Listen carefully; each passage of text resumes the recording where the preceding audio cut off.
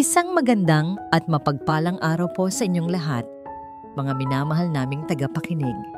Muli, narito ang inyong lingkod upang samahan kayo sa isa na namang paglalakbay ng puso, isang kwentong susubok sa ating pananaw tungkol sa pag-ibig at pagpaparaya. Sabi nila, ang pag-ibig ay isang sugal. Itataya mo ang lahat kahit walang kasiguraduhan. Pero paano kung ang mismong tadhana ang kalaban mo? Kakayanin mo bang ipaglaban ang isang pag-ibig na lihim? Lalo na kung ang bunga nito ay isang milagrong kailangan mong itago sa buong mundo. Halina't sabay-sabay nating tuklasin ang kwento ni Leia. Nanay, yung hari po, bakit wala siyang mukha sa kwento? Natigilan si Leia sa gitna ng kanyang pagsasalaysay. Ang munting tanong na iyon, mula sa pinakamapagnilay-nilay niyang anak na si Tala, ay tila isang matulis na punyal na bumaon sa kanyang puso. Nasa sahig sila ng kanilang maliit na inuupahang kwarto sa Sampaloc, magkakatabing nakahiga sa isang manipis na banig.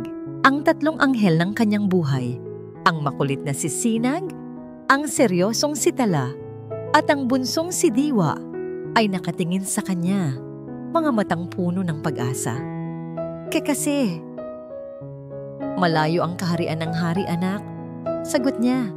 Pilit na pinatatatag ang boses na nagbabadya ng manginig. Masyado siyang abala, pero mahal na mahal niya ang kanyang mga prinsesa. Kahit hindi niya tayo kasama. Segunda ni Diwa, ang pinakabibo sa tatlo. Isang pilit na ngiti ang isinukli ni Leia. Kahit hindi niya tayo kasama. Hinaplos niya ang buhok ng mga anak. 4 na taon. 4 na taon na niyang sinasagot ang mga tanong na yon gamit ang mga kwentong pampatulog. 4 na taon na niyang itinatago ang katotohanan sa likod ng isang hari na walang mukha. Matapos niyang masigurong mahimbing na ang tulog ng tatlo, maingat siyang tumayo. Lumapit siya sa bintana kung saan tanaw ang mga nagkikislapang ilaw ng Maynila.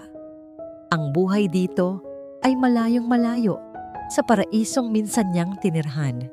Isang paraisong may pangalang Hacienda Monteverde. At sa pagbabalik ng alaala, tila bumalik din ang init sa kanyang mga pisngi, ang kaba sa kanyang dibdib. Bumalik siya sa panahong hindi pa siya ina, kundi isang simpleng katulong lamang na nangangarap makapagtapos ng pag-aaral. Isang dalagang palihim na umiibig sa nag-iisang tagapagmana ng hasyenda. Dante Monteverde. Mahuhuli tayo, Dante. Kinakabahang bulong ni Leia habang hila-hila siya ng binata sa ilalim ng nagniningning na buwan, papasok sa hardin ng mga puting rosas na paborito ng ina nito, si Doña Esmeralda. Ang bango ng Dama de Noche ay tila isinasayaw ng malamig na hangin ng gabi. Hayaan mo sila, natatawang sagot ni Dante. Ang kanyang mga mata ay kumikinang higit pa sa mga bituin sa langit. Wala akong pakialam. Ang mahalaga, kasama kita ngayon. Huminto sila sa gitna ng hardin. Hinawakan ni Dante ang magkabilang pisngi ni Leia at sa isang iglap, nawala ang lahat ng kanyang takot. Sa mga bisig ni Dante, hindi siya si Leia na isang hamak na kasambahay. Siya ay si Leia na pinakamagandang babae sa buong mundo. Hindi ko alam kung paano ko ito sasabihin kay Mama. Pag-amin ni Dante, ang ngiti ay napalitan ng bahagyang pag-aalala. Pero gagawa ako ng paraan, Leia. Pangako, darating ang araw, ipagsisigawan ko sa buong mundo na ikaw ang mahal ko. Naniwala siya. Sa bawat halik, sa bawat yakap, sa bawat pangako sa ilalim ng tahimik na langit ng San Isidro, naniwala siya. Ngunit ang langit na yon ay may mga ulap na nagbabadyang dumating. Naalala niya ang matatalim na tingin ni Doña Esmeralda tuwing nagkakasalubong sila sa pasilyo. Isang araw, sa kanyang pag-aayos ng mga porselanang florera sa sala, hindi sinasadyang nabitawan niya ang isa. Ang tunog ng pagkabasag nito ay hindi kasintinis ng tunog ng mga salitang binitiwan ng Donya. walang silbi. Hindi ka ba marunong mag-ingat? Ang mga bagay sa pamamahay na ito ay mas may halaga pa kaysa sa buong pagkatao mo. Hindi siya nakasagot. Nanginginig lamang siyang pinulot ang bawat bubog, kasabay ng pagpulot sa nadurog niyang dangal. Iyon ang pader sa pagitan nila ni Dante. Isang pader na gawa sa pera, kapangyarihan, at mapanlait na pagtingin.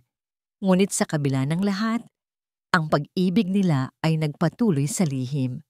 Hanggang sa isang umaga. Isang pamilyar na pagkahilo ang gumising kay Laia. Nagmamadali siyang tumakbo patungo sa banyo ng mga katulong at doon inilabas ang lahat ng laman ng kanyang sikmura. Pangatlong araw na itong nangyayari. Ang kanyang buwan ng dalaw ay hindi pa rin dumarating. Isang nakakabinging takot ang biglang gumapang sa kanyang buong sistema. Kinagabihan, pagkatapos ng kanyang mga gawain, nanginginig ang mga kamay na binuksan niya ang isang maliit na supot na papel. Isang pregnancy test. Itinago niya ito ng ilang araw. Takot harapin ang katotohanang maaaring magbago sa kanyang buhay magpakailanman. Pumasok siya sa banyong walang tao. Sinunod niya ang mga tagubilin sa kahon. Ang bawat segundo ng paghihintay ay tila isang kawalang hanggan. Pinikit niya ang kanyang mga mata. Nagdarasal sa lahat ng santo na sana ay nagkakamali lang siya ng hinala. Dahan-dahan niyang iminulat ang kanyang mga mata. 2 linya, 2 malinaw, hindi mapagkakailangang linyang pula. Napahawak siya sa kanyang tiyan na patagpa. Isang buhay, isang bunga ng pagmamahalan nila ni Dante, isang milagro na kasabay ding isang malaking panganib. Napaupo siya sa malamig na sahig. Ang pregnancy test ay mahigpit na hawak sa kanyang kamay. Tumulo ang kanyang mga luha.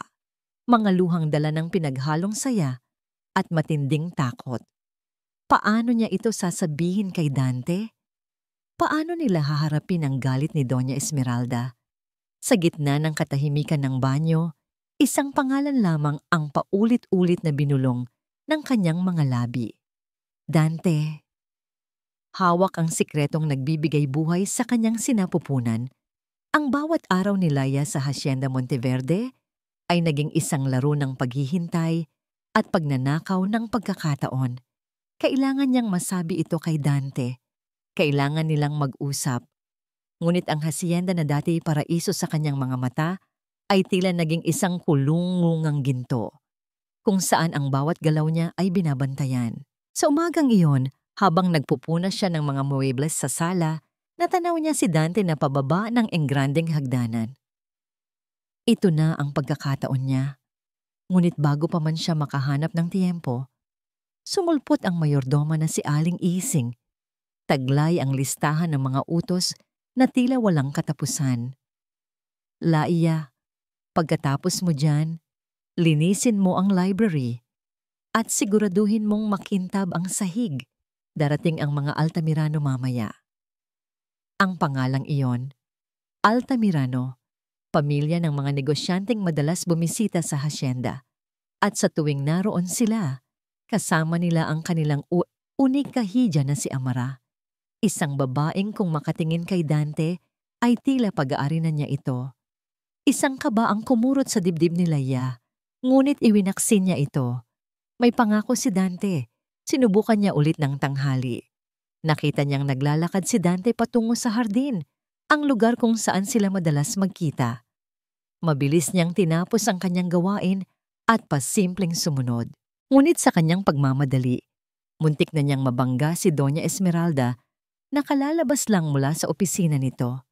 Saan ka pupunta? At tila nagmamadali ka. Tanong ng Donya. Ang boses ay malamig, ang mga matay mapanuri. May kukunin lang po sa hardin, Donya. Mautal-utal niyang sagot. Tiningnan siya ni Doña Esmeralda mula ulo hanggang paa. Isang tinging nagpatunaw sa lahat ng kanyang tapang. Bumalik ka sa iyong trabaho. Hindi kita binabayaran para magpalamig-lamig sa labas. Walang nagawa si Laia kundi tumango at bumalik sa loob. Dala ang bigat sa kanyang dibdib. Ang bawat oras na lumilipas ay tila karayom na tumutusok sa kanyang puso. "Umupo ka, Dante." Ang boses ni Doña Esmeralda ay kalmado, ngunit may bigat na hindi matitinag, katulad ng antigong nara na mesa sa pagitan nila. Isinara ni Dante ang pinto ng opisina at naupo sa silyang katapat ng kanyang ina. Ang amoy ng lumang libro at mamahaling kahoy ay tila sumasakal sa kanya. Nakarating sa akin ang mga bulong-bulungan. Simula ng Donya, hindi inaalis ang tingin sa mga papeles sa kanyang harapan. Tungkol sa iyo at sa isang kasambahay. Hindi umimik si Dante, ngunit sapat na ang paninikip ng kanyang panga para malaman ng kanyang ina ang katotohanan. Dante, pagpapatuloy nito, sa wakas ay nag-angat ng tingin. Ang mga mata nito'y walang emosyon, ngunit puno ng awtoridad. You are a Monteverde. Ang bawat kilos mo ay may katumbas na epekto sa pangalan ng pamilyang ito. Hindi tayo maaaring magkamali, lalo na ngayon. Mama, mahal ko si Leia. Isang sarkastikong tawa ang kumawala sa mga labi ni Doña Esmeralda. Pag-ibig? Ang pag-ibig ay para sa mga taong walang responsibilidad. Ang sayo ay obligasyon sa pamilya, sa korporasyon. Ang kasunduan natin sa mga Altamirano ay hindi lang isang simpleng business deal. It is our future. Ang pagpapakasal mo kay Amara, ang magpapatibay sa pundasyon ng lahat ng pinaghirapan ng mga ninuno natin. Hindi ako magpapakasal sa taong hindi ko mahal. Giit ni Dante, tumataas na ang boses. Kung gayon ay matuto kang mahalin siya, mariing sagot ng ina. Itigil mo na ang kahibangan mo sa babaeng yan. She is a distraction, isang pagkakamali na kailangan mong itama. Bago pa mahuli ang lahat, intindihin mo, Dante, hindi ito pakiusap. Ito ay isang utos. Tumayo si Dante, ang kanyang mga kamay ay nakakuyom. Bawat hibla ng kanyang pagkatao ay gustong sumigaw, magrebelde.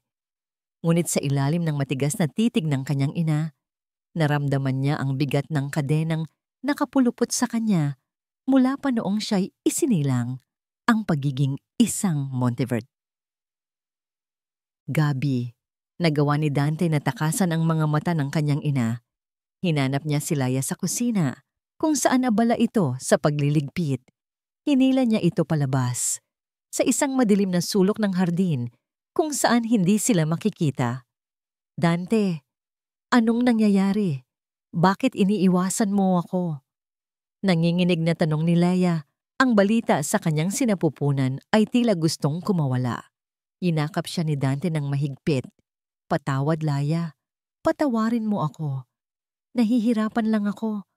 Si Mama. Sa yakap na yon, naramdaman ni Leia ang pagod at bigat na dinadala ng lalaking mahal niya.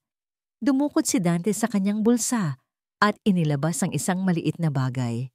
Isang silver na hair clip na hugis bituin. Isinuot niya ito sa buhok ni Leia. Para sa bituin ng buhay ko, malambing niyang sabi. Hinawakan ni Leia ang malamig na metal. Isang patak ng luha ang pumatak mula sa kanyang mga mata. Huwag kang umiyak. Pakiusap ni Dante, pinupunasan ang kanyang mga luha. Bigyan mo lang ako ng kaunting panahon. Aayusin ko to. Pangako, magtiwala ka sa akin. Tumango si Leia. Ang simpleng pangakong yon ay sapat na. Muling nabuhay ang pag-asa sa kanyang puso. Kinagabihan, sa common area ng mga kasambahay, nakaupo si Leia sa isang sulok habang nanonood ng telebisyon kasama ang iba. Wala sa palabas ang kanyang atensyon, kundi sa bituing nakasipit sa kanyang buhok. Paulit-ulit niyang naririnig ang boses ni Dante. Aayusin ko to. Pangako. Ngayong gabi. Sasabihin na niya ngayong gabi. Hahanap siya ng paraan. Biglang naputol ang palabas para sa isang flash report ng business news. Umalingaw-ngaw ang pamilyar na jingle at lumitaw sa screen ang isang babaeng news anchor na may seryosong mukha. At para sa ating breaking news, isang malaking pagsasanib puwersa sa mundo ng negosyo ang nakatakdang maganap. Kinumpirma ngayong gabi ng Monteverde Corporation at Altamirano Group of Companies ang pagsasama ng kanilang mga kumpanya na sinilyuhan ng Engagement of the Century sa pagitan ng kanilang mga tagapagmana. Tila huminto ang pag-ikot ng mundo ni Laya. Si Mr. Dante Monteverde at ang nag-iisang anak na babae ni Don Ricardo Altamirano, si Miss Amara Altamirano, kasabay ng pagpapakita ng mga litrato ni Dante at Amara na magkatabi at nakangiti sa screen, isang maliit na tunog ang narinig sa sahig. Ang hair clip na hugis bituin ay nalaglag mula sa nanginginig na kamay ni Laya. Parang nabasag na salamin ang mundo ni Laya, ang bawat piraso ay sumasalamin sa mukha ni Dante, nakangiti sa tabi ng ibang babae. Ang ingay sa kanyang paligid ay biglang nawala, napalitan ng isang nakabibinging katahimikan sa loob ng kanyang isipan. Hindi niya namalayan ang mga nagtatanong na tingin ng ibang kasambahay. Wala siyang narinig, kundi ang paulit-ulit na salita ng news anchor, Engagement of the Century. Isang puwersa na nagmula sa pinaghalong galit at pagkabigo ang nagpatayo sa kanya. Kailangan niyang marinig mula mismo kay Dante. Kailangan niyang makita sa mga mata nito ang katotohanan sa likod ng kasinungalingang ipinakain sa kanya. Tumakbo siya. Hindi niya alintana ang pagtawag ng kanyang mga kasama. Tumakbo siya palabas ng mansyon, patungo sa garahe, kung saan alam niyang pasakay na si Dante sa kanyang mamahaling sasakyan para sa isang magarbong hapunan. Kasabay ng kanyang pagtakbo, ang pagpatak ng ambon, na tila nakikidalamhati sa kanyang wasak na puso. At naroon nga ito. Ang itim na kotse ni Dante ay paatras na palabas ng garahe. Sa isang iglap ng desperasyon, tumayo si Laya sa gitna ng daanan. Huminto ang sasakyan. 1 pulgada na lang ang layo sa kanya. Bumukas ang pinto. Lumabas si Dante. Ang kanyang perpektong ayos na buhok ay unti-unti nang nababasa ng ulan. Ang mukha niya ay isang maskara ng pagkagulat at kalituhan. Laya, anong ginagawa mo dito? Umuulan, mababasa ka. Bakit? Iyon lang ang salitang lumabas sa kanyang mga labi. Isang tanong na puno ng lahat ng sakit na nararamdaman niya. Ang pangako mo. Sabi mo aayusin mo. Sabi mo magtiwala ako. Bakit, Dante? Nakita niya ang pagguho ng katatagan sa mukha nito. Nag-iwas ito ng tingin. Hindi kayang salubungin ang nag-aapoy niyang mga mata. Laya, mag-usap tayo. Pero hindi ngayon. Hindi dito. Hindi! Ngayon natin pag-usapan. Sigaw niya, ang kanyang boses ay pumipiyok. Hinawakan niya ang kwelyo ng mamahalin nitong damit. Tingnan mo ako, Dante. Sabihin mo sa akin na hindi totoo ang narinig ko. Sabihin mong kasinungalingan lang ang lahat. Sa wakas ay tumingin ito sa kanya. At sa mga mata nito, wala siyang nakitang pagsisinungaling, kundi isang malalim, madilim na dagat ng pagsisisi at kawalan ng pag-asa. Patawarin mo ako, Laya. Ang mga salitang iyon, hindi isang paliwanag, hindi isang pagtanggi, kundi isang pag-amin. Isang pag-amin na sumira sa huling hibla ng pag-asang kinakapitan niya. Binitiwan niya ito, ang kanyang mga tuhod ay nanlalambot. Ang lahat ng mga Monteverde ay manloloko. Isang malamig na boses ang pumunit sa kanilang pagitan. Mula sa anino ng mansyon, lumitaw si Doña Esmeralda. May hawak na payong ang isang alalay sa kanyang tabi. Ang mukha niya ay kasing tigas ng marmol. Lumapit siya kay Laya, ang mga matay puno ng paghamak. Umalis ka na, sabi ng Donya. Tapos na ang papel mo sa buhay ng anak ko. Kumuha ito ng isang sobre mula sa kanyang handbag at inihagis sa paanan ni Laya. Kumalat sa basang lupa ang ilang piraso ng 1,000 piso. Heto, bayad para sa serbisyo mo. Siguro naman ay sapat na yan para makalimutan mo na ang hasyendang ito at ang anak ko. Huwag ka nang mag-ilusyon. Dalaga, ang isang tulad mo ay para lang sa panandaliang aliw, hindi para pakasalan. Mama, tama na. Pigil ni Dante. Ngunit isang matalim na tingin lang mula sa ina ay sapat na para manatili siyang nakatayo roon. Walang magawa, walang masabi. Pinulot ni Laya ang isang piraso ng basang pera. Nanginginig ang kanyang kamay. Itinayo niya ang kanyang sarili, hinarap ang donya, at sa kabila ng mga luhang walang tigil sa pag-agos, isang tapang na hindi niya alam, nataglay niya ang lumabas. Ang pagmamahal ko ay hindi nabibili ng pera ninyo. Isang malakas na sampal ang dumapo sa kanyang pisngi. Wala kang karapatang magsalita ng pagmamahal. Babaeng mukhang pera. Nanghihina. Natumba si Laya sa maputik na lupa. Ang sakit ng sampal ay walang-wala kumpara sa sakit ng kanyang puso. Ito na ang katapusan. Wala na. Ngunit sa gitna ng kanyang paghihinagpis, isang boses ang tumawag sa kanyang pangalan. Isang boses na pamilyar at puno ng pag-aalala. Laya, anak. Mula sa gate ng hacienda, tumatakbo palapit si Althea, ang kanyang ina. Basang-basa rin ito ng ulan, ang muka ay puno ng pag-aalala. Tinawagan niya ito kanina, umiiyak, matapos mapanood ang balita. At heto ito, ang kanyang ina, ang kanyang kanlungan. Dinaluhan siya ni Althea at marahang itinatayo. Hindi ito nagsalita. Tiningnan lang nito si Doña Esmeralda ng isang tinging puno ng dignidad. Isang tinging nagsasabing, hindi mo kayang durugin ang anak ko. Pagkatapos, tumingin ito kay Dante. Isang tinging puno ng pagkadismaya. Halika na anak, bulong ni Althea. Uuwi na tayo. Inalalayan siya ng kanyang ina papalayo. Hindi na lumingon si Laya. Ang bawat hakbang papalayo sa hacienda ay isang hakbang papalayo sa kanyang mga pangarap. Sumakay sila sa isang luma at paalis na bus patungong Maynila. Ang malakas na ulan ay humahampas sa bintana, sinasabayan ang kanyang mga hikbi. Sa bawat pagkulog, naaalala niya ang bawat pangako ni Dante. Sa bawat pagkidlat, nakikita niya ang mapanlait na ngiti ni Doña Esmeralda.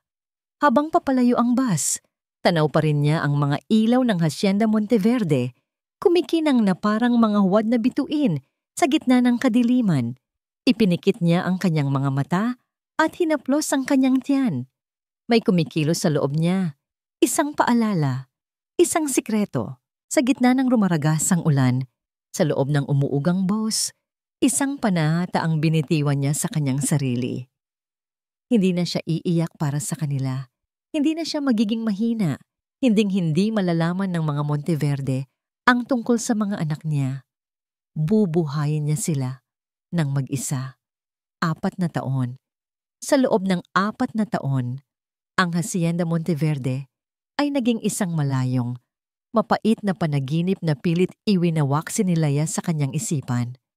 Ang sakit ng nakaraan ay hindi tuluyang naghilom, ngunit natabunan ito ng isang pag-ibig na higit na malakas at makapangyarihan, ang pag-ibig ng isang ina. Ang umaga sa kanilang maliit na kwarto sa sampalok ay laging parang isang paligsahan. Sinag, dahan-dahan sa pagkain, mabilaukan ka. Saway nila iya habang hinahainan ng sinangag ang 3 batang sabay-sabay na nagsasalita.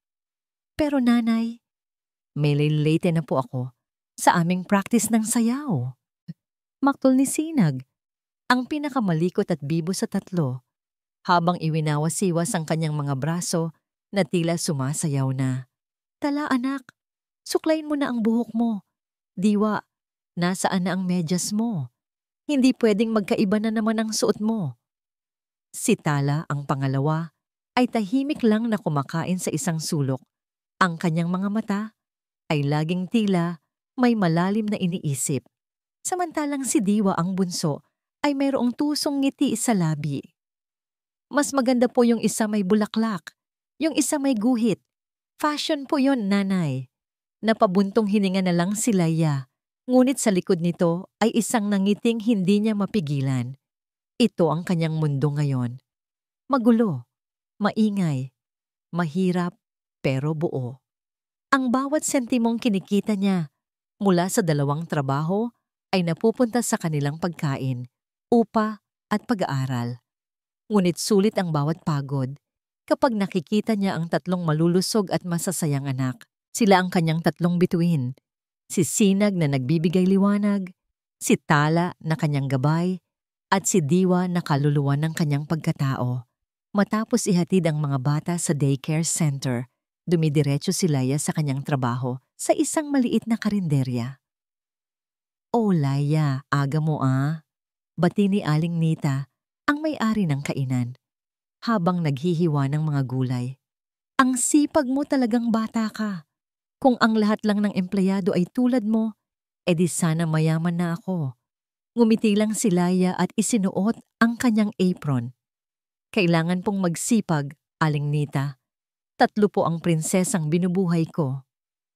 Hinahangaan siya ng lahat sa kanilang lugar. Isang batang ina na mag-isang itinataguyod ang kanyang kambal. Ngunit walang nakakaalam sa buong kwento.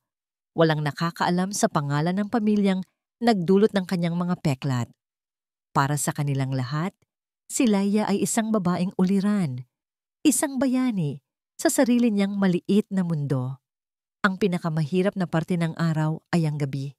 Pagkatapos ng trabaho, pagkatapos ng pag-aaral, pagkatapos ng hapunan, darating ang oras ng pagtulog at kasama nito ang oras ng mga tanong. "Nanay, kwentuhan niyo po kami ulit," hiling ni Sinag habang magkakatabing nakahiga ang mga ito sa banig. Pumikit si Laya at humugot ng lakas. Ito ang kanyang ritual, ang kanyang paraan para bigyan ng sagot ang mga tanong na hindi niya kayang sagutin ng totoo. "Sige." Sa isang napakalayong kaharian, simula ni siya, ang kanyang boses ay malambing at mahinahon. May isang hari na matapang at mabait. Mahal na mahal niya ang kanyang kaharian, pero higit sa lahat, mahal na mahal niya ang kanyang 3 munting prinsesa. "Nasaan po siya ngayon?" tanong ni Diwa. "Ang hari ay nasa isang mahalagang misyon," sagot ni Laya. "Kailangan niyang protektahan ang kanyang kaharian mula sa malayo para masigurong laging ligtas ang kanyang mga prinsesa." "Kasing gwapo po ba siya ng mga artista sa TV, nanay?" Natigilan si Laya. Ang mukha ni Dante, ang mga matang nangungusap, ang nangiting nakakatunaw, ay biglang sumagi sa kanyang isipan. Ipinilig niya ang kanyang ulo. Mas gwapo pa siya, anak. Siya ang pinakagwapong hari sa buong mundo. Ipinagpatuloy niya ang kwento hanggang sa marinig niya ang mahihinang hilik ng kanyang mga anghel. Isa-isa niya silang hinalikan sa noo, nag-iingat na hindi sila magising. Nang masiguro niyang tulog na ang lahat, maingat siyang bumangon. Kinuha niya ang isang maliit na lata ng biskwit sa ilalim ng kanilang damitan. Dito niya itinatago ang kanilang pera. Binuksan niya ito at ibinuhos ang laman sa sahig. Ilang lukot na papel, debente, at isang maliit na bundok ng mga barya. Sinimulan niyang bilangin. Ang kanyang mga daliri ay sanay na sa pagbubukod ng piso, 5 at 10. Sa isang linggo, kailangan na nilang bayaran ang upa. May reseta rin ng gamot si Althea na kailangan niyang bilhin. Kulang pa. Napabuntong hininga siya. Ang bigat ng mundo ay tila pasan niya sa kanyang mga balikat. Tiningnan niya ang kanyang mga natutulog na anak. Ang kanilang mga payapang muka ang nagbibigay sa kanya ng lakas para bumangon ulit kinabukasan. Kakayanin niya ito. Para sa kanila, kakayanin niya ang lahat. Nang ililigpit na niya ang pera, isang papel ang nakaagaw ng kanyang pansin sa tabi ng unan ni Tala. Isang drawing, kinuha niya ito. Isang pamilya, isang bahay na may araw at mga bulaklak, 5 tao na naka-stick figure. Nariyan siya. Hawak ang kamay ng 3 maliliit na figura na may iba't ibang kulay ng buhok.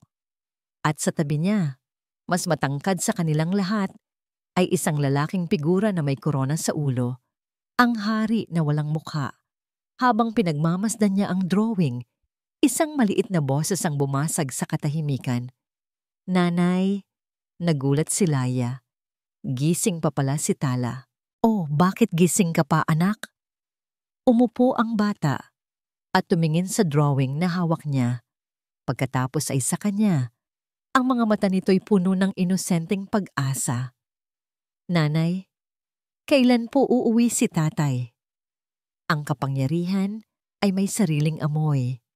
Ito ang amoy ng mamahaling leather sa loob ng kotse, ang amoy ng imported na pabango, at ang amoy ng tagumpay na pinag-uusapan sa loob ng isang malamig na boardroom. 4 na taon nang nalalanghap ni Dante Monteverde ang amoy na ito. 4 na taon na siyang kinikilala bilang isa sa mga pinakamatagumpay na batang negosyante sa bansa. Ngunit sa likod ng mga ngiti sa harap ng kamera at ng matigas na tindig sa mga business meeting, si Dante ay isang lalaking may guwang sa kaluluwa. The board approves the motion. We are proceeding with the acquisition. Deklara niya. Ang kanyang boses ay awtoritatibo at walang bahid ng emosyon. Automatiko na lang ang lahat sa kanya. Ang pagpapatakbo ng Monteverde Corporation, ang pagharap sa mga kasosyo, maging ang pag-uwi sa mansyon kung saan naghihintay ang kanyang asawa. You're late. Salubong sa kanya ni Amara sa kanilang hapagkainan. Ang mesa ay puno ng masasarap na pagkain, ngunit ang paligid ay singlamig ng yelo. May dinner party tayo mamaya kina Senator Revilla. What will people say if the hosts are late? I was in a meeting. Maikling sagot ni Dante habang umuupo. Hindi niya ito tiningnan. 4 na taon silang kasal sa papel. 4 na taon ng magkahiwalay na kwarto, ng mga pilit na ngiti, at ng katahimikang mas maingay pa sa sigawan. Gabi-gabi, bago matulog, may isang ritual si Dante. Binubuksan niya ang isang maliit na kahon na nakatago sa ilalim ng kanyang kama. Sa loob nito, nakabalot sa isang malinis na panyo ay isang kupas na silver na hair clip. Isang hair clip na hugis bituin. Ang tanging alaala ng babaeng minahal niya ng totoo. Ang babaeng sinaktan niya ng lubos. Si Laya, saan na kaya ito ngayon? Masaya na kaya ito? O galit pa rin sa kanya? Ang mga tanong na yon ay ang multo na gumigising sa kanya sa kalaliman ng gabi. Kinabukasan, habang nasa biyahe patungo sa isa na namang pulong sa Maynila, natigil ang daloy ng trapiko. Naiinip. Ibinaba ni Dante ang bintana ng kanyang kotse. Ang ingay at gulo ng kalsada ay isang malaking kontraste sa tahimik at plansadong buhay niya. At doon, sa gitna ng kaguluhan, isang eksena ang nakaagaw ng kanyang pansin. Isang pulang bola ang gumulong mula sa isang eskinita papunta sa gitna ng kalsada. Kasunod nito, 2 batang babae, magkamukhang magkamukha. Ang humabol dito, tumatawa, walang kamalay-malay sa panganib. Isang motorsiklo ang humaharurot palapit. Humaginit ang preno. Nagtilian ang mga tao. Tila bumagal ang takbo ng oras. Hindi na nag-isip si Dante. Ang kanyang katawan ay kumilos ng kusa. Mabilis niyang binuksan ang pinto ng kotse at tumakbo. Sa isang malakas na tulak, naitabi niya ang 2 bata. Kasabay ng pagdaan ng motorsiklo na halos sumagi sa kanya. Bumagsak silang 3 sa semento. Agad niyang niyakap ang 2 bata. Sinisigurong walang nangyari sa kanila. Okay lang ba kayo? May masakit ba sa inyo? Nag-aalala niyang tanong. Nanginginig. Umiling ang 2 bata. At nang mag-angat sila ng muka para tumingin sa kanya, tila isang kidlat ang tumama sa buong pagkatao ni Dante. Ang mga matang iyon, ang kanyang mga mata, ang maliit na ilong, ang kanyang ilong, ang hugis ng muka, ang kulay ng buhok. Tila siya nakatingin sa 2 maliliit na bersyon ng kanyang sarili sa salamin. Huminto ang paghinga ni Dante. Hindi maaari. Sinag. Tala. Isang pamilyar na boses ang sumigaw mula sa eskinita. Isang boses na narinig niya Sa kanyang mga panaginip sa loob ng 4 na taon, isang boses na akala niya ay hindi na niya maririnig muli. Isang babae ang tumatakbo palapit sa kanila. Ang mukha ay puno ng hindi masukat na takot. Ang buhok nito ay nakatali lang ng simple. Ang damit ay simple lang. Ngunit ang ganda nito ay hindi kumukupas. Si Laia. Nagtagpo ang kanilang mga mata. Sa isang saglit, nakita ni Dante ang lahat sa mga mata nito. Ang pagkagulat, ang takot, ang galit, at ang sakit ng nakaraan. Mabilis na hinila ni Laia ang 2 bata palayo sa kanya, papalapit sa dibdib nito, na tila pinoprotektahan mula sa isang mabangis na hayop. Nanginginig ito, ngunit ang mga mata nito ay nag-aapoy. Sino ka? Anong kailangan mo sa mga anak ko? Sigaw nito, ang boses ay basag, puno ng pagtanggi at matinding takot. Nagkunwari itong hindi siya kilala. Nakatayo lang doon si Dante, hindi makagalaw, hindi makapagsalita. Sa kanyang harapan ay ang babaeng winasak niya ang puso, at sa tabi nito ay ang 2 buhay na patunay ng kanilang pag-ibig at ng kanyang pinakamalaking kasalanan. Hindi na bumalik sa meeting si Dante. Ang lahat ng plano, ang lahat ng numero at porsyento sa kanyang isipan ay nabura. Napalitan ng 2 maliliit na mukha na sumasalamin sa sarili niyang mukha. Isang utos lang ang binitiwan niya sa kanyang pinagkakatiwalaang tauhan bago umalis sa lugar na yon. Hanapin mo kung saan nakatira ang babaeng tumulong sa mga bata. Ibigay mo sa akin ang address sa loob ng 1 oras. Hindi pa lumilipas ang 30 minuto. Isang text message ang dumating sa kanyang telepono. Isang address sa isang eskinita sa Sampaloc. Para kay Laia, ang pag-uwi sa kanilang kwarto ay tila pagtakas patungo sa isang ligtas na kuta. Ngunit ang kuta na yon ay biglang naramdamang marupok at babasagin. Habang pinapakain niya ang kanyang mga anak, ang imahe ni Dante, mas matanda, mas seryoso, pero ang mga mata ay ganoon pa rin, ay hindi maalis sa kanyang isipan. Nanay, yung lalaki po kanina, parang superhero, sabi ni Sinag habang isinusubo ang kanin. Oo nga po, ang bilis niya, segunda ni Diwa. Tapos nanay, kamukha niyo po siya. Napahinto si Laia. Hindi anak, hindi ko siya kamukha. Kamukha niyo po yung mata, mahinahong sabi ni Tala, na laging nakikita ang mga detalyeng hindi napapansin ng iba. Isang malamig na takot ang gumapang sa likod ni Laia. Kailangan niyang mag-ingat. Kailangan nilang mag-ingat. Nang matapos na ang lahat ng gawain at payapa, nang natutulog ang kanyang mga anak, sinubukan ni Laia pakalmahin ang sarili. Isang beses lang yon. Isang pagkakataon. Maliit ang Maynila, pero imposible namang mag-cruise ulit ang kanilang landas. Ngunit may mga bangungot na nagkakatotoo. Isang malakas at mariing katok sa kanilang manipis na pintuan ng yumanig sa buong kwarto. Nagising ang diwa ni Laia, ang kanyang puso ay biglang kumabog ng sobrang bilis. Sino ang kakatok ng ganoong oras ng gabi? Dahan-dahan siyang lumapit sa pinto, sumilip sa maliit na siwang. Ang nakita niya ay nagpatigil sa kanyang paghinga. Si Dante. Nakatayo sa labas, ang mukha ay seryoso. Ang mga mata ay nakatutok sa pinto na para bang kaya niya itong tunawin. Laia, alam kong nandyan ka. Mag-usap tayo, sabi nito mula sa labas. Ang boses ay mahinahon ngunit may bigat ng awtoridad. Hindi kumibo si Laia. Hinawakan niya ang doorknob. Tila pinipigilan itong bumukas gamit ang buong lakas niya. Laia, pakiusap. Narinig niyang muli. Kailangan nating mag-usap tungkol sa mga bata. Ang mga salitang yon ang nagbigay sa kanya ng tapang. Hindi. Hindi niya hahayaang guluhin nito ang mundo ng kanyang mga anak. Dahan-dahan niyang binuksan ang pinto. Sapat lang para makita siya.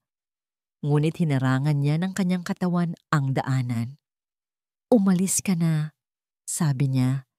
Ang boses ay kasing lamig ng sahig na kanyang tinatapakan.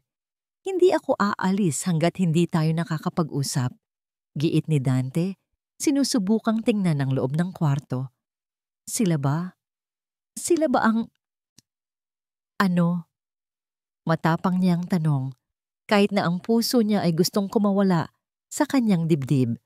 Ano ang karapatan mong magtanong? May karapatan ako, Laya.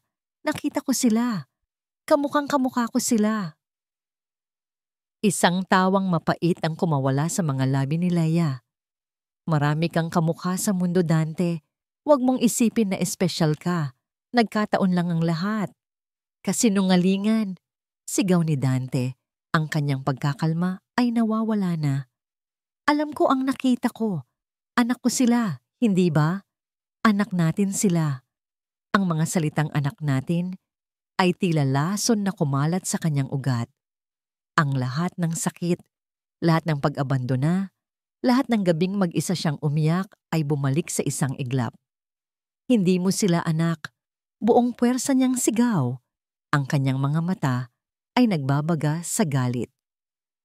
Wala kang anak sa akin. Matagal mo nang isinuko ang karapatan mo noong gabi na pinili mo ang pera at pangalan ng pamilya mo. Kaya umalis ka na. Sinubukan niyang isara ang pinto. Ngunit mabilis na iniharang ni Dante ang kanyang kamay. Hindi ako naniniwala sa iyo. Wala akong pakialam kung maniwala ka o hindi. Sagot niya, nanginginig na sa pinaghalong galit at takot. Ang mahalaga, lumayo ka sa amin. Huwag mo na kaming guguluhin pa. Nagtitigan sila. Isang digmaan ng mga salita at damdamin. Nakita ni Dante ang takot sa likod ng galit ni Leia. At iyon ang nagbigay sa kanya ng kasiguraduhan. Dahan-dahang binawi ni Dante ang kanyang kamay. Sige, sabi niya. Ang kanyang boses ngayon ay kalmado na, ngunit may nakakakilabot na determinasyon. Kung iyan ang gusto mong sabihin, pero tandaan mo, Laya, malalaman ko rin ang totoo. Tumalikod ito at nagsimulang maglakad palayo. Mabilis na isinara at ikinandado ni Laya ang pinto. Nang mawala na ang mga yabag ni Dante, doon bumigay ang kanyang mga tuhod. Napasandal siya sa pinto, ang kanyang likod ay dumadaos-dos pababa hanggang sa mapaupo siya sa sahig. Ikinagat niya ang kanyang kamay upang pigilan ang isang malakas na hikbi. Nanginginig siya, hindi dahil sa galit, kundi dahil sa matinding takot. Natagpuan na siya. Ang sikretong iningatan niya sa loob ng 4 na taon ay nasa bingit ng pagkakabunyag at alam niya, sa sandaling malaman ng mga Monteverde, ang katotohanan. Hindi sila titigil hanggat hindi nila nakukuha ang gusto nila. Hindi niya kayang mawala ang kanyang mga anak. Hindi niya kaya. Sa loob ng kanyang kotse, habang papalayo sa eskinita, nakakuyom ang mga kamao ni Dante sa manibela. Hindi siya tanga. Kitang-kita niya ang katotohanan sa mga mata ni Laya. Umiiral ito sa bawat pagtanggi nito, sa bawat panginginig ng boses nito. Kinuha niya ang kanyang telepono at nag-dial ng isang numero. Hello? Sir Dante? Sagot ng isang boses sa kabilang linya. It's me, sabi ni Dante. Ang kanyang boses ay malamig at desidido. May ipapagawa ako sa'yo at gusto kong magawa ito sa lalong madaling panahon. Ano po iyon, sir? Kailangan kong malaman kung ako nga ang ama. Mariing sabi ni Dante habang nakatingin sa sarili niyang refleksyon sa salamin. Gawin mo ang lahat. Ang dating payapang mundo ni Laya ay naging isang hawla ng pagkabalisa. Ang bawat araw ay isang paglalakad sa alambre. Ang simpleng paghahatid sa mga anak sa daycare ay may kasamang paglingon sa bawat sulok, pagtingin sa bawat mukha. Ang bawat anino ay tila may kasunod. Ang bawat ugong ng sasakyan sa kalye ay nagpapatayo ng kanyang mga balahibo. Natupad ang kanyang kinatatakutan. Hindi na muling kumatok si Dante sa kanyang pinto, ngunit naramdaman niya ang presensya nito sa ibang paraan. Isang paraang mas nakakakilabot dahil sa pagiging tahimik nito. Isang hapon, habang sinusundo niya ang mga bata, naisipan nilang dumaan sa maliit na palaruan sa kanilang lugar. Habang masayang naglalaro ng habulan sina Sinag at Diwa at si Tala naman ay tahimik na nagduduyan, isang pamilyar na anino ang tumabon sa liwanag ng araw. Nakatayo sa di kalayuan si Dante sa ilalim ng isang puno ng akasya. Nakasuot ito ng simpleng polo shirt at mong, walang bakas ng pagiging isang Monteverde. Ngunit ang mga mata nito ay nakatuon sa kanila. Isang tinging pinaghalong lungkot at determinasyon. May hawak itong 3 sorbetes. Nagsimula itong maglakad palapit. Agad na kumilos si Laya. Sinag, Tala, Diwa, uwi na tayo. Uwi na. Mabilis niyang tawag. Ang boses ay pilit na pinapakalma. Pero nanay, kararating lang po natin. Reklamo ni Diwa. May dala po siyang ice cream, turo ni Sinag. Hindi pinansin ni Laya ang mga sinabi ng mga anak. Mabilis niyang kinalong si Diwa at hinawakan sa kamay ang dalawa pa. May mas masarap na ice cream sa bahay. Pagsisinungaling niya habang hila-hila palayo ang mga anak. Hindi siya lumingon. Ngunit ramdam na ramdam niya ang mga matang nakasunod sa kanilang likuran. Ang insidenteng yon ay naulit pa. Minsan, makikita niya si Dante na nakatayo sa kabilang kalsada mula sa karinderyang pinagtatrabahuhan niya. Minsan, nakakasalubong niya ito sa palengke. Hindi ito nagsasalita. Hindi ito lumalapit. Nagmamasid lang ito. At ang pananahimik na yon ay mas nakakabingi kaysa sa anumang sigaw. Sa Hacienda Monteverde, ang balita ay gumagapang ng mas mabilis pa sa apoy. Isang tawag lang mula sa isang pinsan na nakatira sa Maynila ang kinailangan. Isang pinsan na nakakita kay Dante na bumibili ng 3 laruan sa isang department store. Dante, ano itong nababalitaan ko? Ang boses ni Doña Esmeralda sa kabilang linya ay hindi nagtatanong, kundi nag-uutos ng paliwanag. May mga sabi-sabi na may kinahuhumalingan ka na namang babae sa Maynila. Hindi ka pa ba natututo? Narinig ni Laya ang pagtatalong iyon sa kanyang isipan. Tila isa itong pelikulang alam na niya ang katapusan. Alam niyang hindi magtatagal at makakarating sa Doña ang lahat. At si Doña Esmeralda ay hindi isang babaeng basta lang nagmamasid. Kumikilos ito. Isang ordinaryong tanghali sa karinderya. Puno ng tao, maingay, at abala si Laya sa paghahain ng mga order. Biglang isang mamahaling itim na kotse ang huminto sa tapat. Bumaba mula rito ang isang lalaking naka-Amerikana, makintabang sapatos at may dalang isang leather na briefcase. Tila siya naligaw mula sa Makati at napadpad sa kanilang munting kainan. Pumasok ito at nilibot ang tingin. Tila hinahanap ang pinakamalinis na upuan. Nang makita nito si Laya, isang matipid na ngiti ang gumuhit sa mga labi nito. Lumapit ito sa counter. Ikaw ba si Laya Jimenez? Tanong nito. Ang boses ay magalang ngunit walang init. Kinabahan si Laya. Opo. Bakit po? May nagpapabigay nito sa'yo, sabi ng lalaki, habang inilalapag ang briefcase sa counter at binubuksan ito. Ang mga mata ni Laya at ni Aling Nita na nasa tabi niya ay nanlaki. Ang briefcase ay puno ng mga bundle ng tig-1,000 piso. Ano to? Nanginginig na tanong ni Laya. Isang alok? Kalmadong sagot ng lalaki. Mula kay Doña Esmeralda Monteverde, 5,000,000 piso. Sapat na para makapagsimula ka ng bagong buhay kasama ang pamilya mo. Sa ibang bansa, kung gugustuhin mo, ang kailangan mo lang gawin ay lumayo.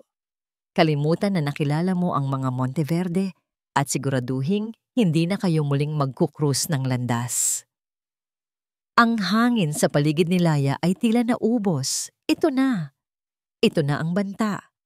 Hindi na ito nakatago sa anino. Tiningnan niya ang pera. Pagkatapos ay ang mukha ng lalaki na walang emosyon. Naalala niya ang gabing itinapon sa kanyang paanan ang pera sa hasyenda.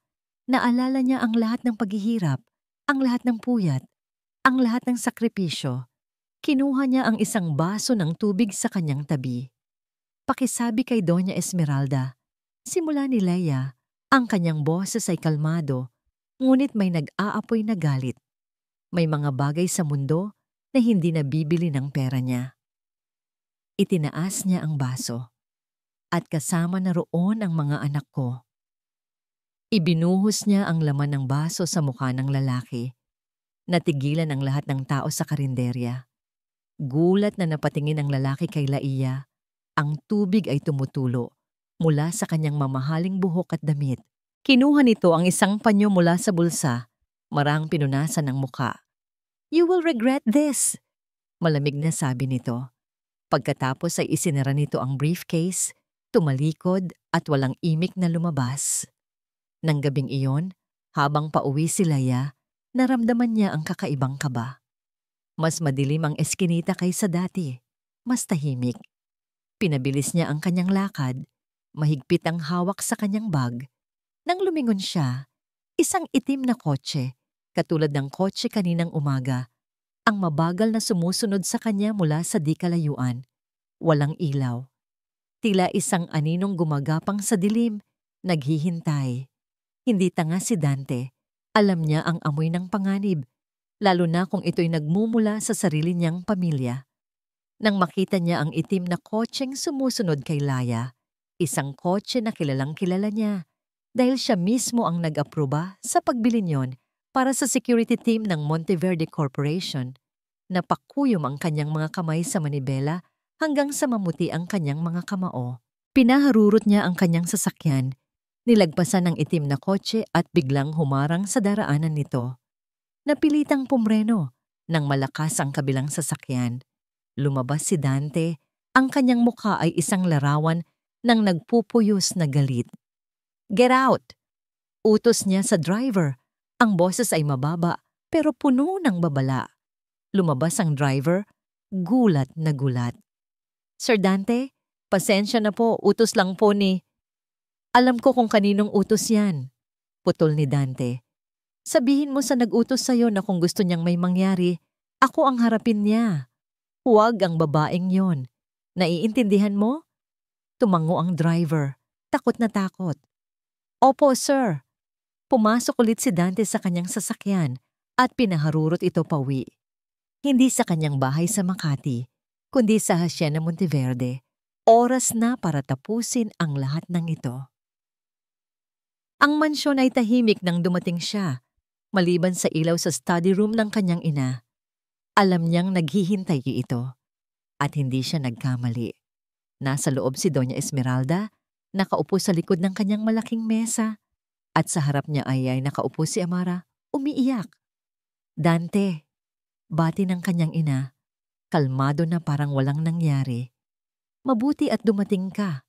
Pinag-uusapan namin ni Amara ang tungkol sa..." "Tama na ang palabas, Mama." Putol ni Dante, isinasara ang pinto ng padabog. Ang tunog ay umalingaw-ngaw sa buong silid. "Alam ko na ang ginawa mo. Alam ko na ang tungkol sa pera. At alam ko na rin na ipinasusundan mo si Laia. Ginagawa ko lang ang nararapat para protektahan ang pamilyang ito." Giit ng Donya, tumatayo. "Ang babaeng yon ay isang linta, at ang mga batang yon, kung totoo mang anak mo sila, ay magdadala lamang ng kahihiyan sa atin." "Mga anak ko sila, Mama. Apo mo sila," sigaw ni Dante. "At wala akong pakialam sa sasabihin ng iba. Ang mahalaga sa akin ay ang katotohanan." Tumingin siya kay Amara na nakayuko at humihikbi. Katotohanan, isang bagay na matagal nang wala sa bahay na ito. Lumapit siya kay Amara. "Sabihin mo sa akin, Amara. Sabihin mo ang totoo. 4 na taon na ang nakakaraan nung sinabi mong buntis ka. Totoo ba yon?" Nag-angat ng tingin si Amara. Ang kanyang maskara ay kumalat na sa kanyang mga pisngi dahil sa luha. Tumingin ito kay Doña Esmeralda na bahagyang umiling. Ngunit sa pagkakataong ito, ang takot ni Amara kay Dante ay mas matimbang kaysa sa takot niya sa Donya. "Hindi," bulong ni Amara Halos hindi marinig. Napatigil si Dante kahit na hinala na niya ito. Ang marinig mismo mula sa bibig ni Amara ay parang isang suntok sa kanyang sikmura. Ano? Hindi ako nabuntis, Dante. Hagulgol ni Amara. Wala. Walang bata. Kailanman ay walang bata. Si Mama at si Tita Esmeralda, sila ang nagplano ng lahat. Nalulugi na ang kumpanya namin noon. Kailangan namin ng tulong ng mga Monteverde. At sabi ni Tita, ito lang ang paraan para mapakasalan mo ako at mailayo ka kay Laya. Katahimikan. Isang nakakabinging katahimikan ang bumalot sa silid. Tumingin si Dante sa kanyang ina. Ang babaeng nagluwal sa kanya, ang babaeng tiningala. Niya buong buhay niya ay isa palang halimaw na kayang sirain ang buhay ng sarili niyang anak para lang sa pera at reputasyon. How could you? Ang boses ni Dante ay basag, puno ng sakit at pagtataksil. Ginawa ko yon para sa'yo. Katwiran ni Doña Esmeralda, wala pa ring bahid ng pagsisisi. Para sa kinabukasan mo. Sa tingin mo ba magiging masaya ka? Sa piling ng isang katulong, sisirain niya ang buhay mo. Hindi siya ang sumira ng buhay ko, Mama. Kayo ni Amara ang sumira ng buhay ko. Mabilis na naglakad si Dante palabas ng silid. Ngunit bago siya tuluyang lumabas, huminto siya. Hindi siya lumingon. Simula sa araw na ito, sabi niya, ang boses ay matatag at malamig. Wala na akong asawa. At kung ipagpapatuloy mo pa ang pangingialam sa buhay ko at nang mag-iina ko, wala na rin akong ina. Dante, bumalik ka dito. Sigaw ni Doña Esmeralda. Sa unang pagkakataon ay nawala ang kanyang composure. Kung lalabas ka sa pinto na yan, wala ka nang babalikan. Tatanggalan kita ng mana. Wala kang makukuha ni 5 sa akin. Isang mapait na ngiti ang gumuhit sa mga labi ni Dante. Isaksak niyo sa baga niyo ang pera niyo. 4 na taon akong naging mayaman pero miserable. Mas pipiliin ko pang maging mahirap basta totoo ang buhay ko. Tuluyan siyang lumabas at isinara ang pinto. Sa labas ng mansyon, sa ilalim ng malamig na hangin ng gabi, sa unang pagkakataon, sa loob ng 4 na taon, nakahinga ng maluwag si Dante. Malaya na siya. At ngayon, alam na niya kung saan siya dapat pumunta. Isang mahinang katok ang muling pumunit sa katahimikan ng gabi sa maliit na kwarto ni Laya. Agad siyang napabangon mula sa pagkakaupo sa sahig kung saan niya pinagmamasdan ang kanyang natutulog na mga anak.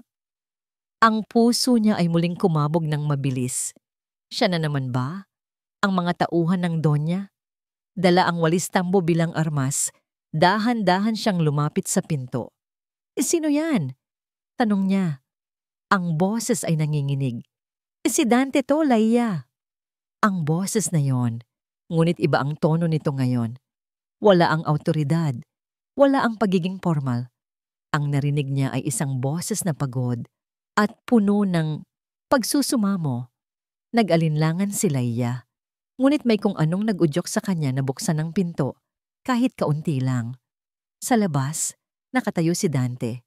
Basang-basa ng ulan ang kanyang damit. Ang buhok niya ay magulo. Wala na ang Dante Monteverde na tagapagmana ng korporasyon. Ang nakatayo sa harap niya ay si Dante lang.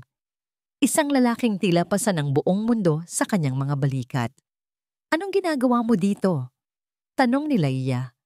Mahigpit pa rin ang hawak sa walis. Pwede ba tayong mag-usap? Pakiusap ni Dante. Kahit 5 minuto lang. Pakiusap, Laya. Pagkatapos nito, kung sasabihin mong umalis ako at wag nang bumalik, gagawin ko. Nakita niya ang katapatan sa mga mata nito. Isang katapatang ngayon niya lang ulit nakita mula noong mga gabi sa hardin ng mga puting rosas. Dahan-dahan niyang ibinaba ang walis at binuksan ng kaunti pa ang pinto. Sapat para manatili itong nakatayo sa labas habang siya ay nasa loob. Magsalita ka. Huminga ng malalim si Dante, tila nag-iipon ng lakas ng loob. Alam ko na ang lahat. Simula niya. Alam ko na kung bakit mo ako iniiwasan. At alam ko na kung bakit ka galit at may karapatan ka. May karapatan kang magalit sa akin habang buhay. Tiningnan niya ito na ng diretso sa mata. Galing ako sa hasyenda. Kinausap ko si Mama at si Amara. Leia, walang kasal na magaganap dahil hindi naman talaga ako ikinasal. At walang bata. Hindi totoong nabuntis si Amara. Isa lang yung malaking kasinungalingan. Isang plano nila ni Mama para paghiwalayin tayo at para isalba ang kumpanya ng mga Altamirano. Natigilan si Leia. Ang balitang yun ay parang isang malaking alon na humampas sa pader na itinayo niya sa paligid ng kanyang puso. Hindi ko sinasabi to para magdahilan. Mabilis na pagpapatuloy ni Dante. Dahil kasalanan ko pa rin. Naging duwag ako. Hinayaan kong kontrolin ako ng pangalan ko, ng pera, ng ina ko. Dapat ipinaglaban kita. Dapat hindi kita binitiwan. At iyon ang kasalanan na araw-araw kong pinagsisisihan sa loob ng 4 na taon. Ang ulan sa labas ay lumakas. Tila sinasabayan ang bigat ng kanilang pag-uusap. Iniwan ko na ang lahat, Leia. Sabi ni Dante, ang boses ay basag. Iniwan ko na ang pangalan ko, ang mana ko, ang lahat ng yaman na yon. Wala na akong babalikan. Wala akong dala ngayon, kundi ang sarili ko. Isang lalaking gustong bumawi sa lahat ng pagkakamali niya. Bumawi? Isang mapait na tawa ang kumawala sa lalamunan ni Leia. 4 na taon, Dante. 4 na taon akong mag-isa. 4 na taon kong itinaguyod ang mga anak natin sa gitna ng hirap. 4 na taon kong sinasagot ang mga tanong nila kung nasaan ang tatay nila. Paano mo babawiin ang 4 na taon na yon? Tumulo ang mga luha sa mga mata ni Dante. Humahalo sa tubig ulan sa kanyang pisngi. Alam kong hindi ko na maibabalik ang panahon at hindi ako humihingi ng kapatawaran ngayon. Alam kong hindi ko pa yon deserve. Ang hinihiling ko lang ay isang pagkakataon. Pagkakataon para saan? Isang pagkakataon para patunayan na karapat-dapat akong maging ama sa kanila. Sabi ni Dante. Ang kanyang tingin ay lumipat sa natutulog na mga bata sa likuran ni Leia. Hindi ko nababawiin ang pwesto ko sa buhay mo, Leia. Pero ang pwesto ko sa buhay nila, pakiusap, hayaan mo akong ipaglaban yon. Hayaan mo akong ipakita sa kanila na mayroon silang ama. Isang amang handang gawin ang lahat para sa kanila. Natahimik si Leia. Ang lahat ng galit na inipon niya sa loob ng 4 na taon ay unti-unting natutunaw. Napapalitan ng isang emosyong matagal na niyang ibinaon. Ang pag-ibig na kahit kailan ay hindi naman talaga nawala. Nakita niya sa harap niya, hindi ang duwag na binatang nag-iwan sa kanya, kundi isang lalaking nagsisisi at handang magbago. Ang puso niya ay sumusuko. Hindi siya nagsalita. Sa halip, dahan-dahan niyang binuksan ng tuluyan ang pinto. Pumasok ka, bulong niya. Malamig sa labas. Iyon lang. Ngunit ang mga salitang iyon ay sapat na. Isang imbitasyon, isang simulaan ng pagpapatawad. Ngunit sa kanilang likuran, mula sa kabilang kalsada, isang pamilyar na itim na kotse ang huminto. Bumukas ang bintana sa likod at mula sa dilim, isang mukha ang lumitaw, basang-basa rin ng ulan. Ngunit ang mga mata ay nag-aapoy sa galit at pagkabigo. Si Doña Esmeralda Monteverde. Ang pagbukas ng pinto ni Leia para kay Dante ay dapat sana'y simula ng katahimikan. Ngunit ang aninong lumitaw mula sa kabilang kalsada ay isang paalala na ang mga multo ng nakaraan ay hindi basta-basta nagpapatalo. Bago pa man makahakbang si Dante papasok, ang presensya ni Doña Esmeralda ay tila isang malamig na hangin na pumasok sa kwarto at nagpabago sa lahat. Nakatayo ito sa labas, walang payong, hinahayaang mabasa ng ulan ang kanyang mamahaling damit. Ang kanyang mukha ay hindi mabasa, ngunit ang mga mata nito ay nagliliyab. Mama, Ang tanging salitang lumabas sa bibig ni Dante, puno ng pagkabigla at pagkadismaya. Hindi pinansin ni Doña Esmeralda ang sariling anak. Ang kanyang mga mata ay direktang nakatuon kay Laya. Dahan-dahan itong pumasok sa kwarto, ang bawat hakbang ay may bigat. Inilibot nito ang tingin sa maliit, masikip at simpleng silid mula sa mga nakasampay na damit sa isang sulok hanggang sa nag-iisang banig sa sahig. Isang tinging puno ng pandidiri. So sisimula ng Donya. Ang boses ay kalmado, ngunit may nakatagong lason. Dito ka pala nagtatago sa lungga mo. At dito mo rin itinatago ang mga bunga ng iyong kahalayan. Naramdaman ni Laya na kumuyom ang kanyang mga palad. Sa likod niya, narinig niyang gumalaw ang isa sa kanyang mga anak. Marahil ay nagising sa ingay. "Umalis na kayo, Mama," mariing sabi ni Dante. Hahakbang sana para harangan ang kanyang ina. Ngunit itinaas ng Donya ang isang kamay. Pinapatigil siya. Ang mga mata nito ay nanatiling nakatuon kay Layaya. "Akala mo ba matalino ka? Akala mo ba sa pagtatago mo dito ay mapapasa iyo ang anak ko? Tingnan mo ang sarili mo. Tingnan mo ang lugar na ito. Ito ang buhay na kaya mong ibigay sa mga pagkakamali." Ang salitang yon, pagkakamali, ay tumusok sa puso ni Laya ng mas malalim kaysa sa anumang sampal o insulto. Ang kanyang mga anak, ang kanyang 3 bituin, tinawag nitong isang pagkakamali. Bago pa man makapagsalita si Laya, humakbang na si Dante. Mabilis at desidido. Tumayo siya sa pagitan ni Laya at ng kanyang ina, isang buhay na pader na nagpoprotekta. "Tama na, Mama," sabi ni Dante. Ang kanyang boses ay hindi na nagtatanong, hindi na nakikiusap. Ito ay pinal na. Huwag na huwag mong tatawaging pagkakamali ang mga anak ko at hinding-hindi mo na muling lalapastanganin ang ina nila. Tumingin si Doña Esmeralda sa sariling anak na para bang ito'y isang estranghero. Pinagtatanggol mo siya. Pagkatapos ng lahat, ipinagpapalit mo ang pangalan natin, ang yaman, ang kinabukasan para sa babaeng ito. "Hindi ko siya ipinagpapalit sa kahit na ano," matigas na sagot ni Dante.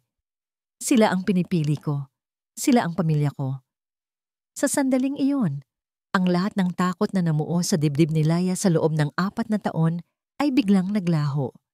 Pinalitan ito ng isang lakas na hindi niya alam na taglay niya. Ang lakas ni Malaya. Dahan-dahan siyang humakbang pasulong, tumabi kay Dante, hindi na nagtatago sa likod nito.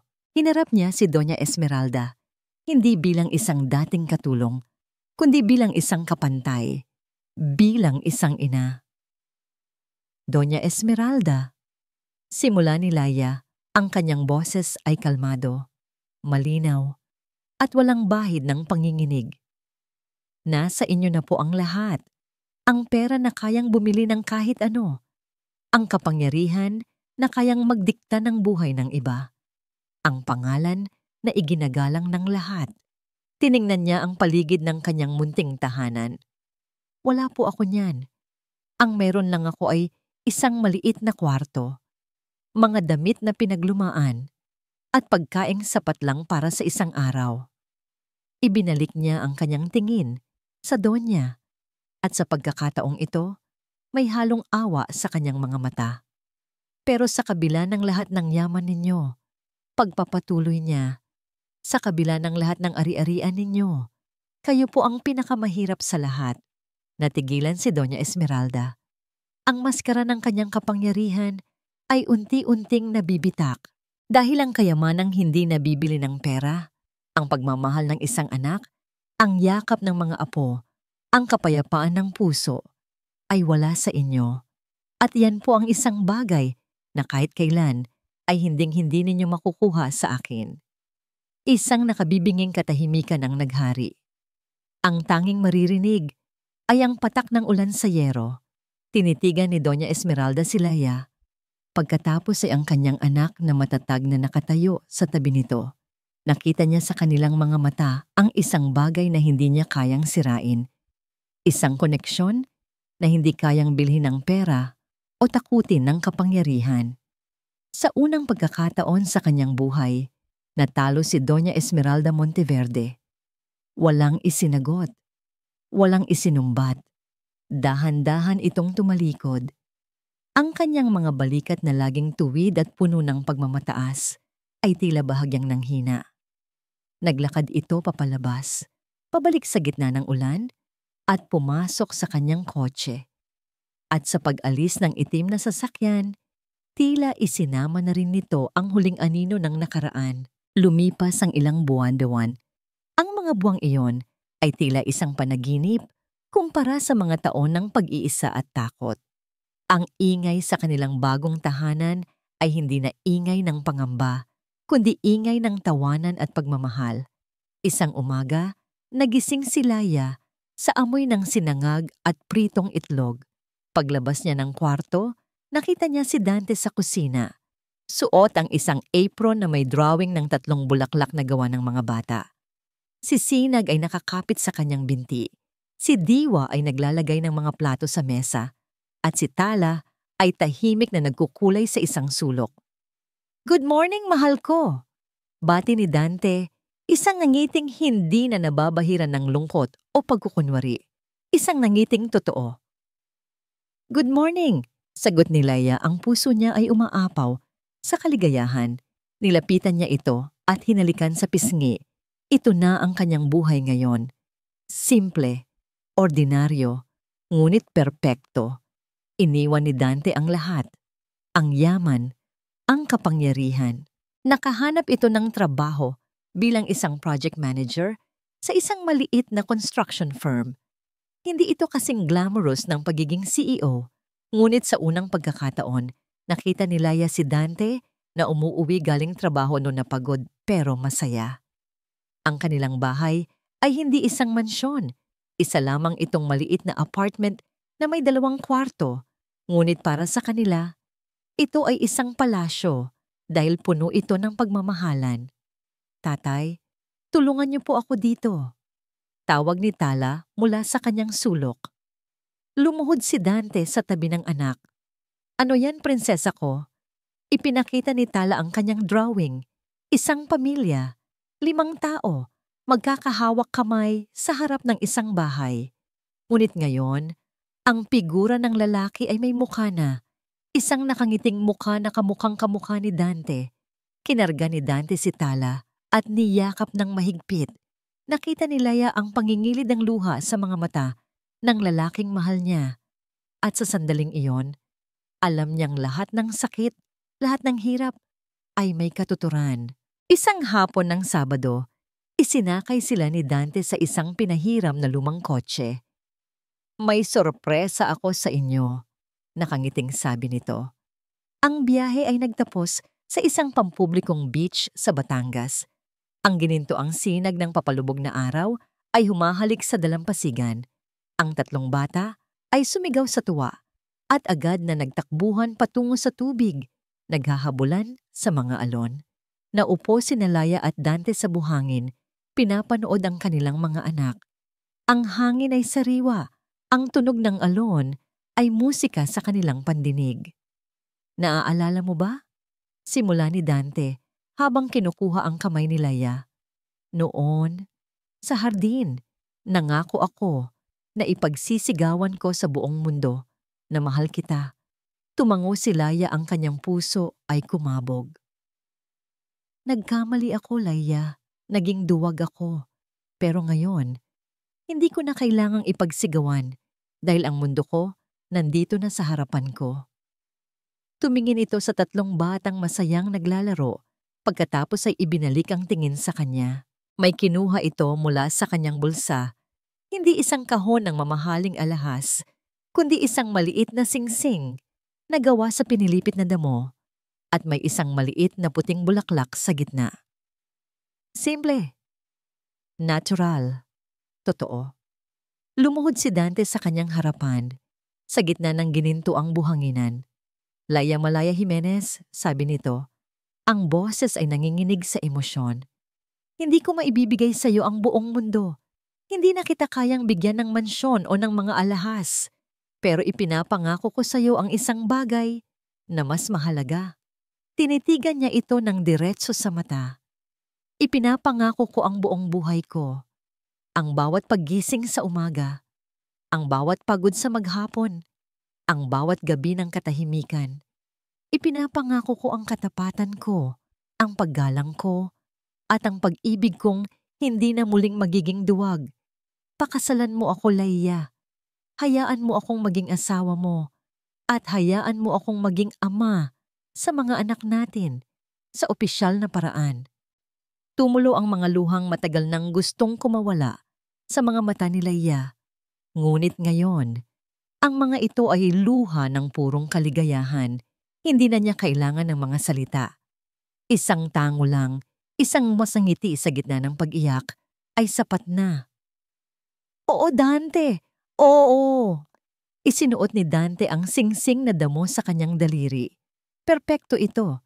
Niyakap niya si Laia ng mahigpit at sa kanilang likuran, ang papalubog na araw ay tila isang saksi sa kanilang bagong simula. Pinanood nila ang kanilang tatlong bituin, sina Sinag, Tala at Diwa, na tumatakbo palapit sa kanila, mga bisig na nakaunat, handa nang yumakap sa kanilang nabuong pamilya. At dito po nagtatapos ang kwento ni Laia at Dante. Isang kwentong nagturo sa atin na ang tunay na pag-ibig ay hindi natatagpuan sa yaman o kapangyarihan. Ito ay isang pagpili, isang serye ng mga desisyon na ginagawa natin araw-araw. Ang pagpiling magpatawad sa kabila ng sakit, ang pagpiling lumaban para sa mga taong mahal natin, at ang pagpiling bumangon muli mula sa mga pagkakamali ng nakaraan upang bumuo ng isang mas magandang kinabukasan. Maraming salamat po sa inyong walang sawang pagsubaybay sa bawat kabanata ng kanilang paglalakbay. Sana po ay may aral kayong napulot at inspirasyong baon sa inyong mga puso. Kung mayroon po kayong suhestyon o nais na marinig na partikular na uri ng kwento sa mga susunod nating upload, huwag po kayong mag-atubiling i-comment sa ibaba. Ang inyong mga saloobin ay napakahalaga po sa amin. Hindi dito nagtatapos ang ating paglalakbay. Marami pa pong kwentong kasing ganda at mas puno ng aral dito sa aming channel. Kung nagustuhan nyo ang kwentong ito, i-like, i-share sa pamilya at mga kaibigan at mag-subscribe na rin para lagi kayong updated sa mga susunod pa naming kwento. I-click nyo ang notification bell para kayo ang unang makarinig kapag may bago kaming upload. Pagpalain po kayo ng Panginoon, kayo at ang inyong buong pamilya. Hanggang sa muli.